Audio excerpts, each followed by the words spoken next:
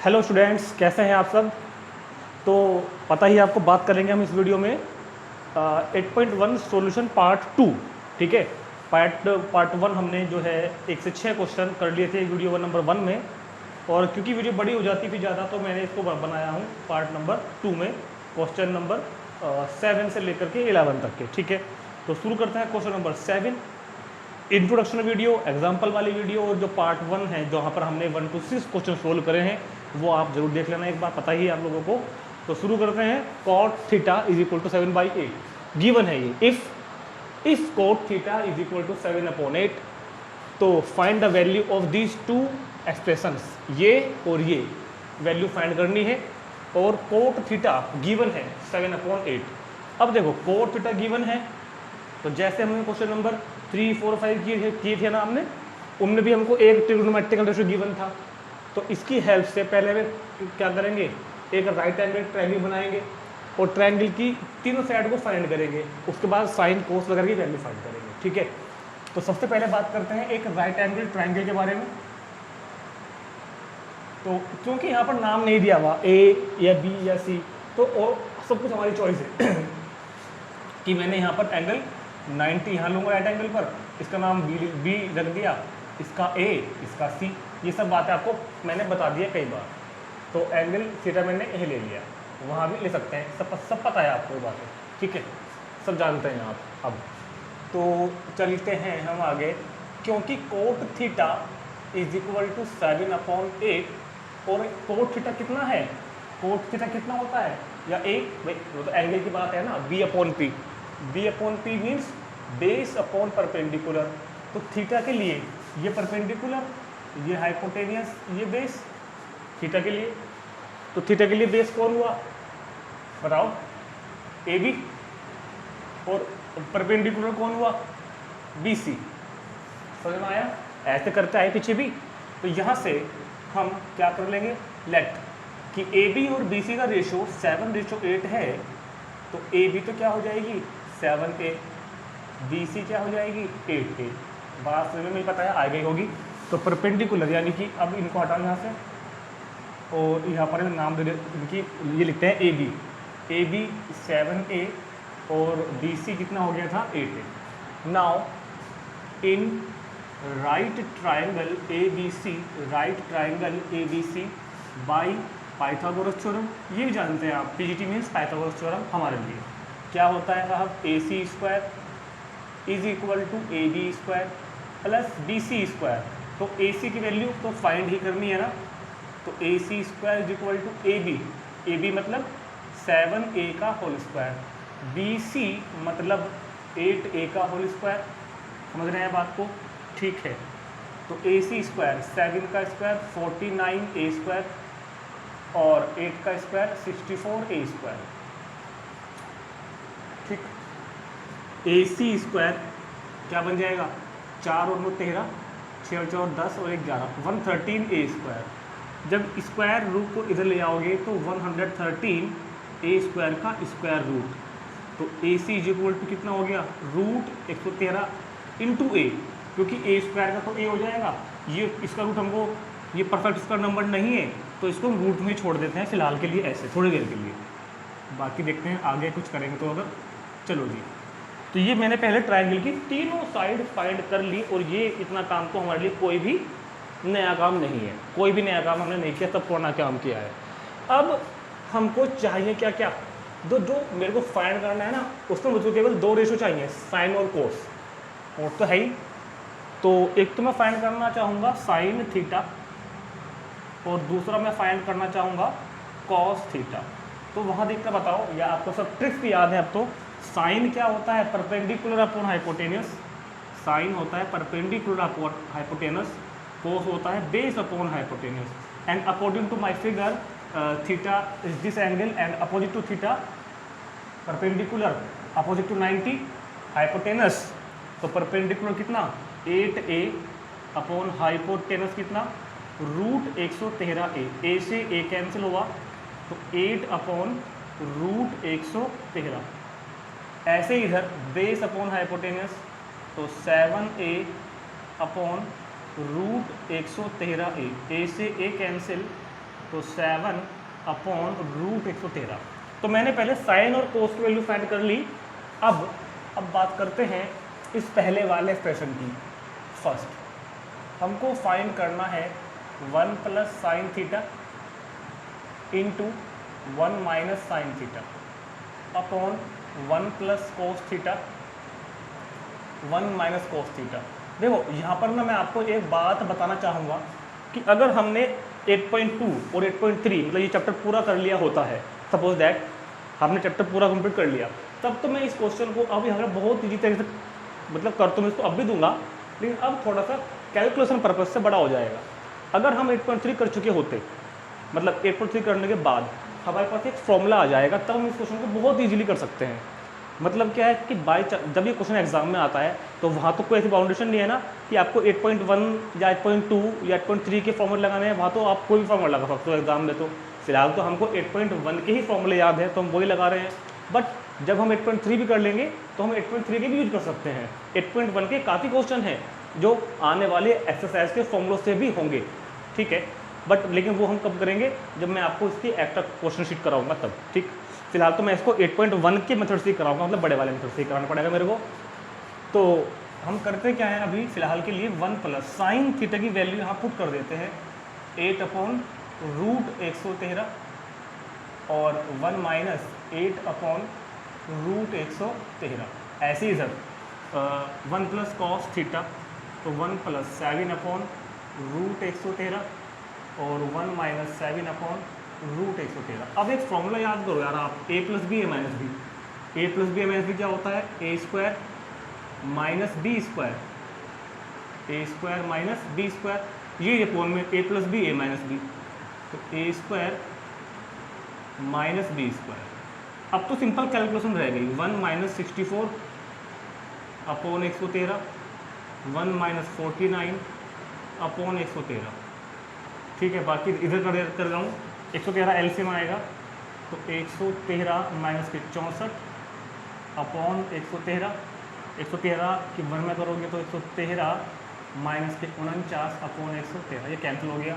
ये कितना बचेगा, 13 में से 4 गए तो 9, 49/64। तो ये इसका आंसर आ गया फर्स्ट पार्ट का, ठीक है। ठीक है क्या, चलो जी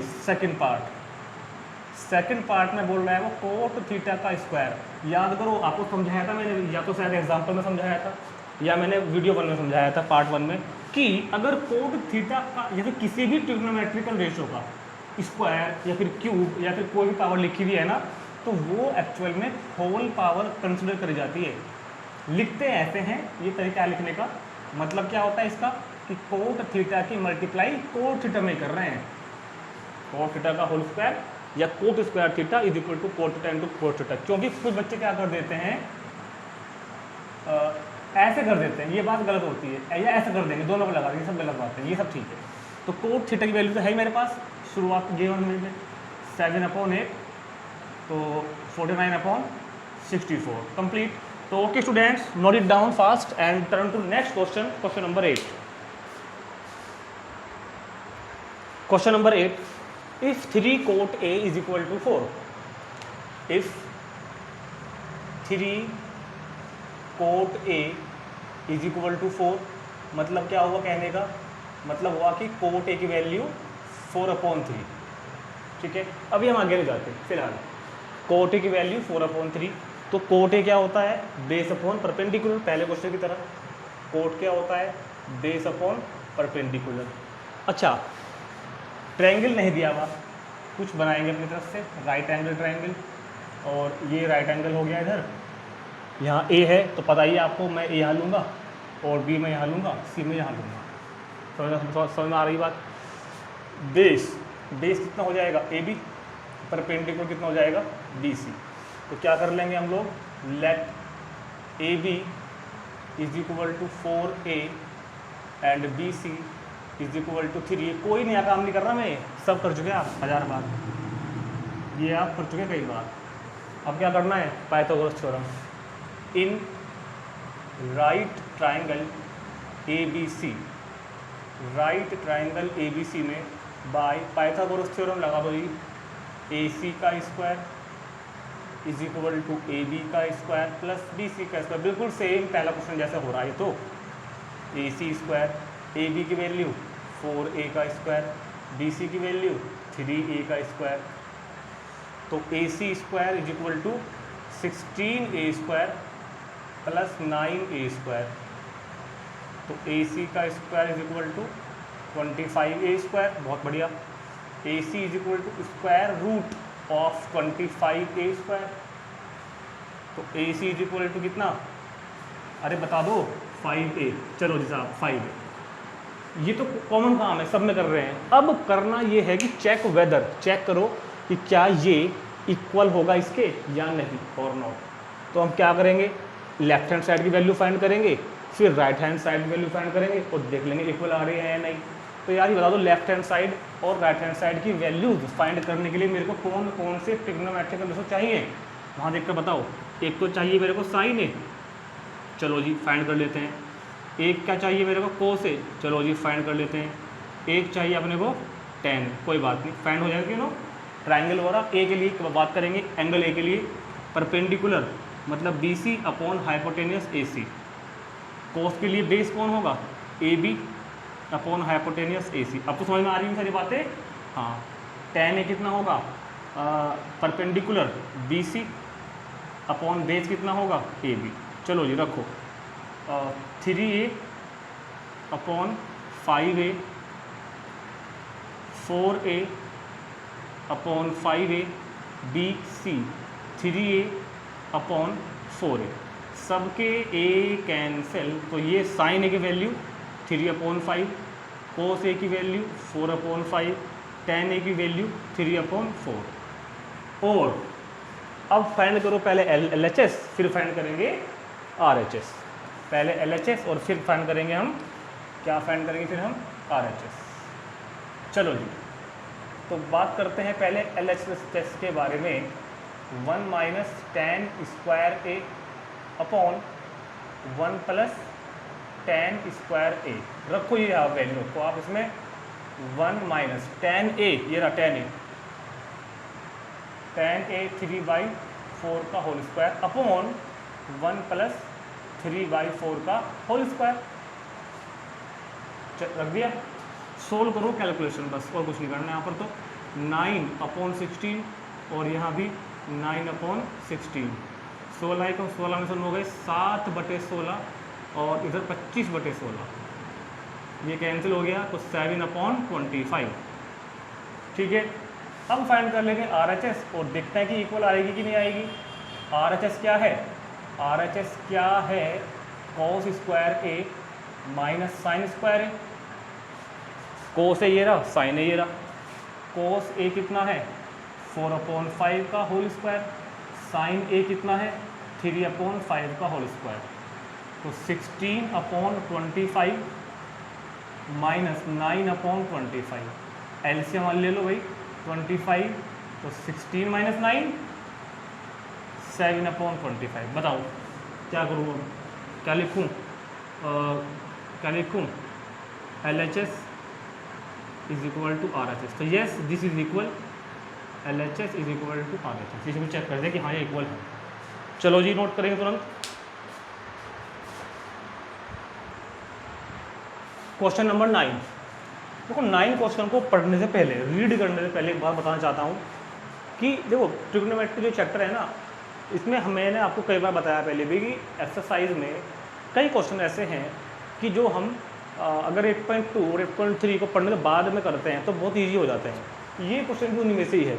मैं इस क्वेश्चन को आपको अभी कराऊंगा ये इस वाले मेथड से कि ये ट्रायंगल बनाऊंगा, दो साइड को मान लूँगा ए से मल्टीप्लाई करके, जैसे भी गिवन क्वेश्चन में होगा। पाइथागोरस लगाएंगे, तीसरे से आपको फाइंड करेंगे और इसकी वैल्यू फाइंड कर लेंगे। थोड़ा सा लॉन्ग मेथड है, मगर एक मेथड और भी है, लेकिन वो प्रॉब्लम क्या है कि हम उसको 8.2 में करेंगे जा करके। जब हम एक 8.2 में मैं आपको बताऊंगा एक टेबल बनानी, उस टेबल की हेल्प से बहुत आसान तरीके से 2-3 लाइनों में क्वेश्चन पूरा हो जाएगा ये वाला। हाँ वो आप कर लोगे, आप मुझे पता है आप कर सकते हो। जब आप कर लोगे ना अपना 8.2 अगर मैं आपको करा दूंगा तब आप लोग उसको कर सकते हैं आराम से, वो समझ में भी आ जाएगा, आपकी स्कूल वाले टीचर भी करा देंगे आपको। लेकिन फिलहाल क्योंकि अभी तक मैंने अब इस चैप्टर के अंदर आपको सिर्फ 8.1 की ही बातें बताई हैं, तो फिलहाल तो मजबूरी क्या है कि मेरे को 8.1 से ही करना पड़ेगा। मतलब इन्हीं फॉर्मूले से करना पड़ेगा, लेकिन ईजी तरीका भी है। और बात बताऊँ, अगर इस क्वेश्चन को मैं 11th क्लास में करूँ तो और ईजी हो जाएगा। 11th क्लास के पॉइंट ऑफ व्यू से और भी ईजी क्वेश्चन है, मगर वो सब अभी आपके लेवल से बाहर बातें हैं। तो फिलहाल तो जो रूल्स मेरे पास अभी तक हैं मैं उन्हीं का यूज करूँगा, तो मैं क्वेश्चन करता हूँ। मैं ये बात इसलिए बता रहा हूँ कि कई बार कमेंट आते हैं ना कि सर ये क्वेश्चन तो बहुत ईजी था, आपने इतना लॉन्ग कराया। अरे भाई लॉन्ग इसलिए कराया क्योंकि हम 8.1 के पॉइंट ऑफ व्यू से कर रहे हैं, अगर मैं 8.2 के फॉर्मूले से करूँगा तो और भी ईजी हो जाएगा।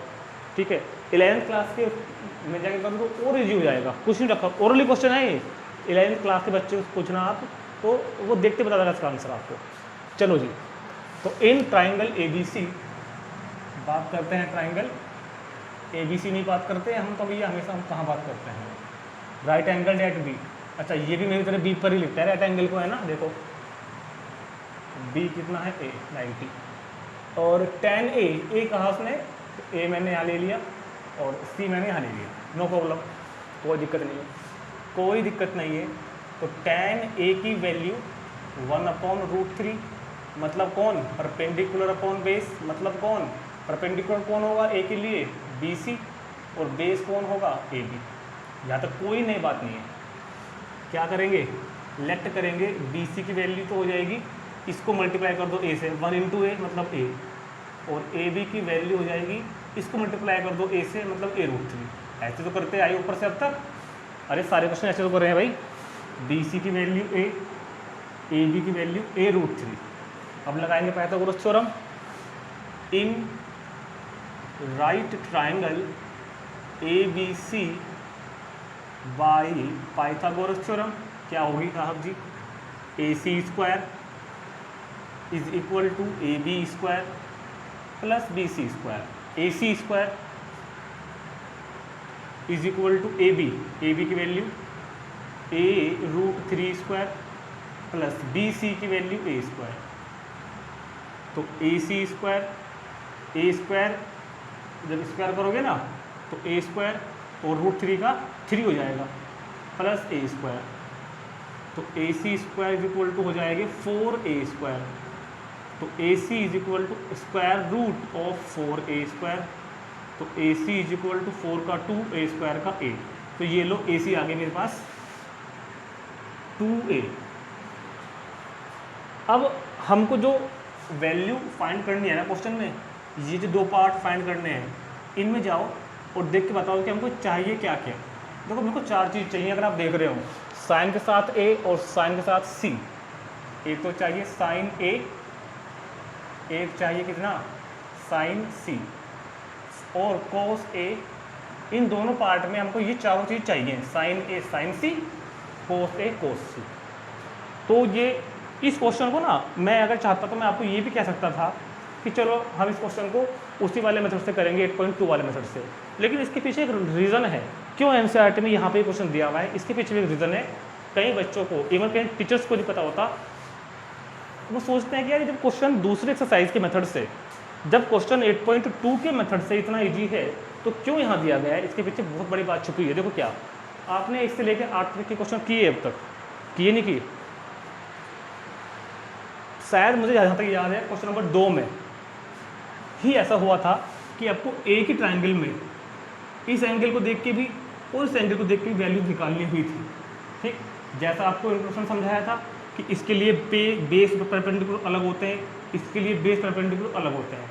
अब तक हमने ज़्यादातर क्वेश्चन कौन से किए हैं जिसमें सिर्फ एक ही एंगल को लेना था मेरे को, बस इसी के आधार पर बेस और परपेंडिकुलर हमने देख लिया इसके। इस क्वेश्चन में देखो फिर से वही बात आ गई कि एक क्वेश्चन में ही 2 एंगल की बात चल रही है, इसलिए इस क्वेश्चन को इस मेथड से करना भी जरूरी है ताकि बच्चों को पता रहे कि भैया ए के लिए परपेंडिकुलर बेस ये होंगे और सी के लिए परपेंडिकुलर बेस ये होंगे। इस बात को थोड़ा ताकि दिमाग में रहे आप लोगों के। ठीक है, हाँ ये मेरे को पता है, मैं आपको इस क्वेश्चन को अभी थोड़ी देर बाद उस वाले मेथड से भी करा दूंगा, दूसरे वाले से, लेकिन फिलहाल ऐसे भी करना जरूरी है। अब पहले मैं बात करूंगा ए के बारे में। ए के लिए परपेंडिकुलर, ए के लिए बेस, ए के लिए हाइपोटेनस। ए के लिए लिख रहा हूँ, ए के लिए साइन ए कितना होता है, परपेंडिकुलर अपॉन बेस मतलब BC, ध्यान से देखना भाई, BC अपॉन हाइपोटेनस AC। पहले ए के लिए बात कर रहा हूँ, कोस ए कितना होगा, AB अपॉन AC। चलो जी, अब जरा बात करते हैं C के बारे में। सी के लिए परपेंडिकुलर और सी के लिए बेस। समझ में आ रही है बात? हाँ जी सर आ रही है। साइन सी परपेंडिकुलर मतलब कि कौन, ए बी अपॉन हाइपोटेनस कौन, ए सी। और कोस के लिए बेस कौन है, बी सी, और हाइपोटेनस तो हर बार ए सी ही है, हटा दो यहाँ से। अब रख दो value B C upon A C, A B upon A C, A B upon A C, B C upon A C. सारे ए से ए कैंसिल, तो 1/2 √3/2 √3/2 1/2। अब मेरे पास चारों चीज़ें आ गई। अब चलते हैं फर्स्ट पार्ट पर, नज़र मारते हैं क्या कहता है वो। Sine A into cos C plus cos A into sine C. चलो जी, अब आपके पास चारों वैल्यू हैं। साइन ए की वैल्यू 1/2 मल्टीप्लाई बाई कॉस सी की वैल्यू 1/2, कॉस ए की वैल्यू √3/2 और जी कितना, साइन सी की वैल्यू √3/2। मल्टीप्लाई करोगे ना पहले, 1 की 1 में 1, 2 की 2 में 4, √3 की √3 में 3, 2 की 2 में 4, एलसीएम लोगे तो बन जाएगा 4/4, तो आ जाएगा कितना 1। खत्म कहानी। सेकंड, कोस ए कोस सी माइनस साइन ए साइन सी। ये रख की values, cos A into cos C minus sign A into sine C. Multiply करोगे ना तो √3/4 माइनस √3/4, 0 आ गया, खेल खत्म। तो अच्छा क्वेश्चन था, समझने की चीज़ें थी इसमें, क्योंकि इसमें हमको दो एंगल्स को कंसिडर करना पड़ा इस वजह से। अब अगर किसी बच्चे को क्वेश्चन करना है दूसरे तरीके से, तो मैं आपको एक बार बताना चाहूँगा। उस पर क्या करना है ना आपको, पहले आप इसको नोट कर लो, मैं चेंज करूँगा अभी यहाँ पर। चलो जी, तो उसमें मेरे को क्या करना था कि बस आपको लिखना है कि tan A = 1/√3, ये लिखना है। ये साइड्स वगैरह आपको नहीं फाइंड करनी, पाइथागोरस नहीं लगानी, ये इधर का कोई काम नहीं करना, ये कोई काम नहीं करना, यहाँ तक, इवन यहाँ तक कोई काम नहीं करना है सारा। अब मेरे को बता दो होगा क्या 8.2 के इंट्रोडक्शन में, जब मैं आपको 8.2 पढ़ाऊँगा ना, तो मैं आपको एक टेबल बनाने सिखाऊंगा। वो मैं फिलहाल उसको ज़्यादा उसके बारे में ज़्यादा लंबी बात नहीं करूँगा। उस टेबल को सीख कर, उस टेबल को समझ कर मेरे पास ए की वैल्यू 30 डिग्री आ जाएगी। एक्चुअल में क्या है, वहाँ पर हम एंगल की वैल्यू डायरेक्ट याद रखते हैं, कुछ स्पेसिफिक एंगल्स की वैल्यू। ये कैसे आई, ये मैं समझाऊंगा आपको 8.2 के इंट्रोडक्शन में। तो ए कितना आ गया 30, ए कितना आ गया 30 आ गया। कैसे आया वो अलग बात है। अब ट्राइंगल में एक 90 है, एक 30 है, तो दूसरा तो 60 होगा, फिर तो दूसरा 60 होगा, फिर तो दूसरा। अब आपके पास सारे एंगल आ गए ना ट्राइंगल के। अब आप उठाओगे ये वाला पार्ट, क्या कह रहे हैं, साइन ए मतलब ए की वैल्यू 30, कॉस सी की वैल्यू 60, कॉस ए की वैल्यू 30 और साइन सी की वैल्यू 60। अब होगा क्या, उस एक्सरसाइज में हम लोगों को इनकी वैल्यू डायरेक्ट याद हो जाएगी, कुछ स्पेसिफिक एंगल्स की, 30, 60, 45, 90 कुछ की, और ये वैल्यू यही होती हैं। अभी नहीं पता लगेगा आपको, बस ये 3 लाइन करनी पड़ेगी मेरे को, 1 लाइन 2 लाइन 3 लाइन, और उसके बाद क्या आएगा डायरेक्ट ये प्रोसेस, बस काम खत्म। मगर अभी आपके हो सकता है जो बच्चे, कुछ बच्चों ने पहले हो सकता है कि किसी कर ली हो, कोई बच्चे मुझे पता है कि वीडियो देख रहे होंगे जिन्होंने ट्रिग्नोमेट्री कर ली है, उनको समझ में आ रही होगी बात। जिन्होंने नहीं की है वो टेंशन ना लें, जब हम 8.2 कर लेंगे तब आप इस क्वेश्चन को अपने आप द्वारा ट्राई कर सकते हैं। चलो खैर कोई दिक्कत नहीं है, आप पहले इसको ऐसे ही कर देना सिंपल। देखते हैं क्वेश्चन नंबर 10, इंपॉर्टेंट क्वेश्चन है। अब तक क्वेश्चन जितने भी किए हैं उनसे थोड़ा सा अलग क्वेश्चन है, हल्का सा कुछ नया आएगा इस क्वेश्चन में। तीसरी बात ये है कि ऐसा हमने एग्जाम्पल किया था लास्ट का, एग्जाम्पल 5 बिल्कुल ऐसे ही था सेम। कह रहे हैं कि इन ट्राइंगल PQR, एक ट्राइंगल बनाओ PQR जिसमें right angle at Q, right angle कहाँ लेना है Q पर। तो ट्राइंगल PQR में क्यू कहाँ लेना है, राइट एंगल पर। पी और आर आपकी इच्छा है, मैं तो यहाँ लेता हूँ पी और यहाँ लेता हूँ आर। चलो जी, P R plus Q R is equal to 25 and P Q is equal to 5। P Q की वैल्यू 5 है और P R plus Q R, P R का और क्यू आर का सम दिया हुआ है कितना, 25। और कह रहे हैं कि find the values of sine P, sine P, cos P, tan P. हाँ तो बता देंगे क्या क्या क्या प्रॉब्लम है, मगर बता दो तब दोगे ना जब आपके पास बाकी दोनों साइड भी होंगी। अभी आपके पास बाकी दोनों साइड तो नहीं है ना, अभी तो हम केवल बाकी दोनों साइड का सम लेके घूम रहे हैं, पी आर और क्यू आर का सम। तो शुरुआत करते हैं यहीं से, P R since P R plus Q R is equal to 25। अच्छा एक बात याद आती है, मैं कमेंट्स पढ़ रहा था, पता नहीं वो 10th क्लास की उसमें थे या 9th में थे या 12th वगैरह में थे, कुछ बच्चों का कमेंट्स आया कि मैं सर आप मजाक नहीं करते हो, बिल्कुल भी हंसते नहीं हो, कई बार तो लेक्चर बहुत बोरिंग लगने लगते हैं। मुझे पता है ऐसा हो जाता है, देखो बीच बीच में मजाक जरूरी है, लेकिन मेरे साथ में एक प्रॉब्लम है कि मैं मजाक मेरे को होती नहीं है, मतलब पढ़ाते टाइम में होती है, पढ़ाते टाइम एक्चुअल में मैं कुछ हो जाता हूँ बहुत ज़्यादा सीरियस, और मैं बिल्कुल अपने आप को इसी चीज़ में क्या कहते हैं कि बिल्कुल इन्वॉल्व कर देता हूँ यहीं पर। मैं देखी है वीडियो और टीचर्स की भी पढ़ाते हुए मजाक करते हैं, लेकिन एक्चुअल में क्या है कि मेरे को होता नहीं है। अगर मैं करूँगा ना तो पता क्या होगा, मैंने एक दो बार करने की कोशिश भी की है, मैंने की भी है, तो मुझसे हो जाएगी फिर मिस्टेक, फिर मैं मजाक में, फिर मैं बात यह है कि अगर मैं मजाक करूँगा तो फिर मैं मजाक में रहूँगा, अगर मैं सीरियस होकर पढ़ाऊँगा तो मैं फिर सीरियस होकर ही पढ़ाऊँगा।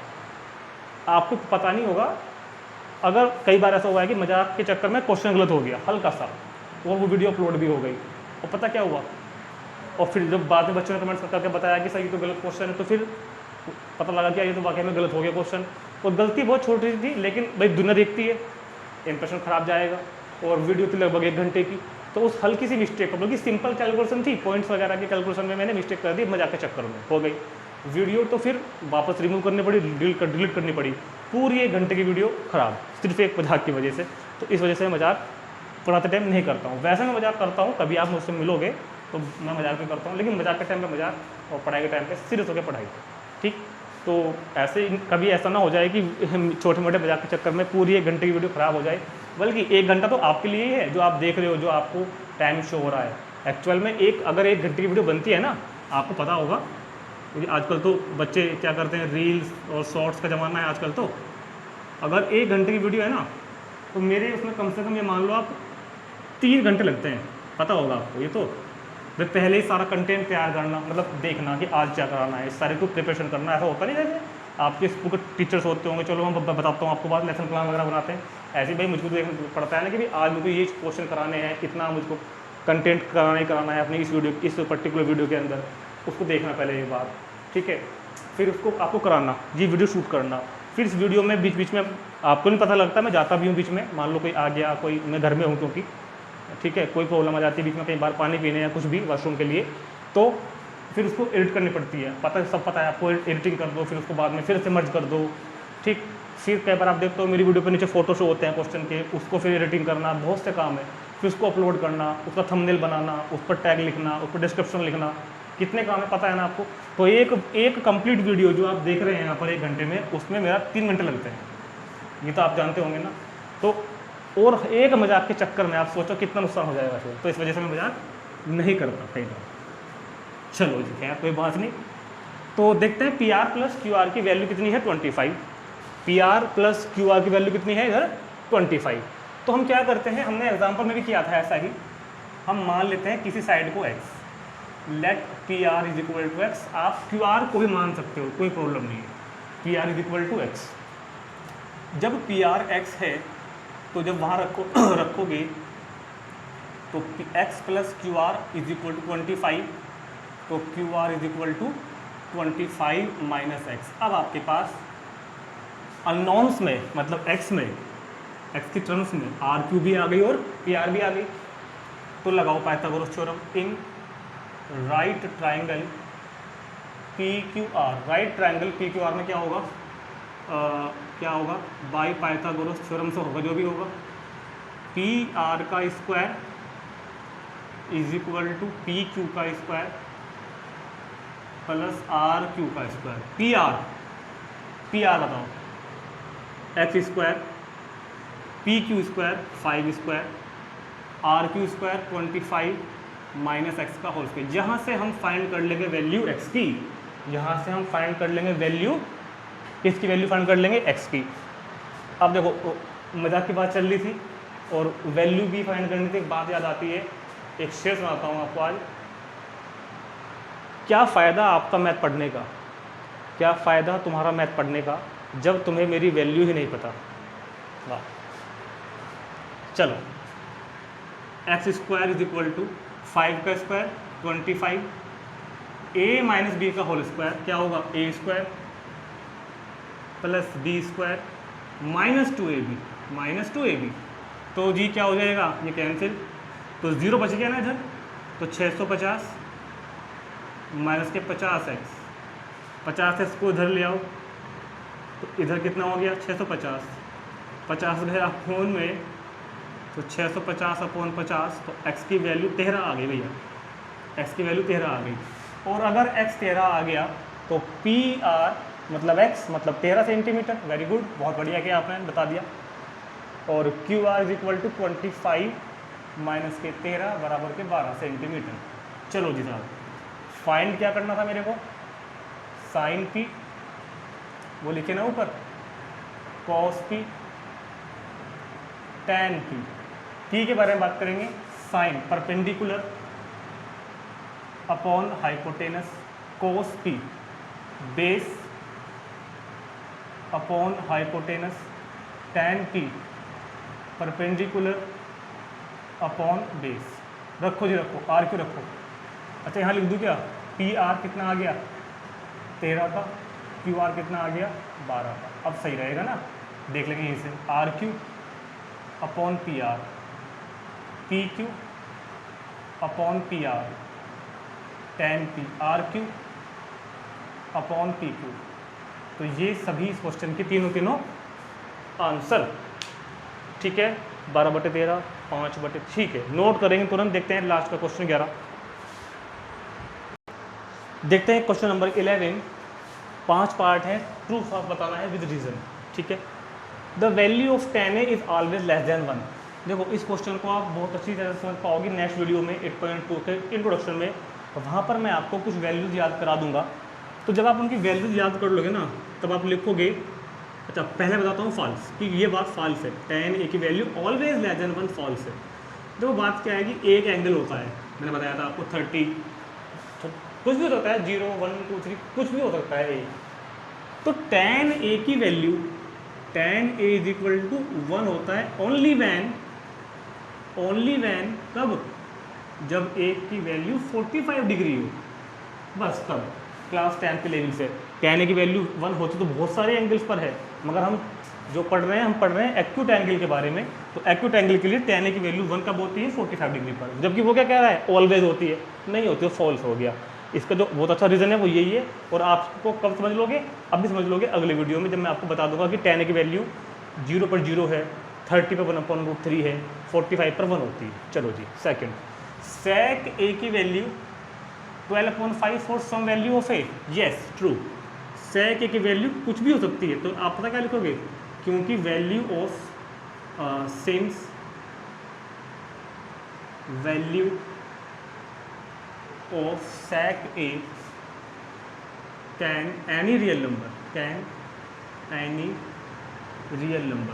sec a की वैल्यू कोई भी रियल नंबर हो सकती है, sec a की वैल्यू कोई भी रियल नंबर हो सकती है, तो इसलिए ये भी हो सकती है।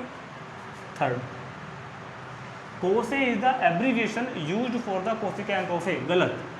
cos a किसका रूप है छोटा, किसका संक्षिप्त फॉर्म है, किसकी शॉर्ट फॉर्म है, cos a, तो क्योंकि cos a is the abbreviation, cos a is the abbreviation of cosine a।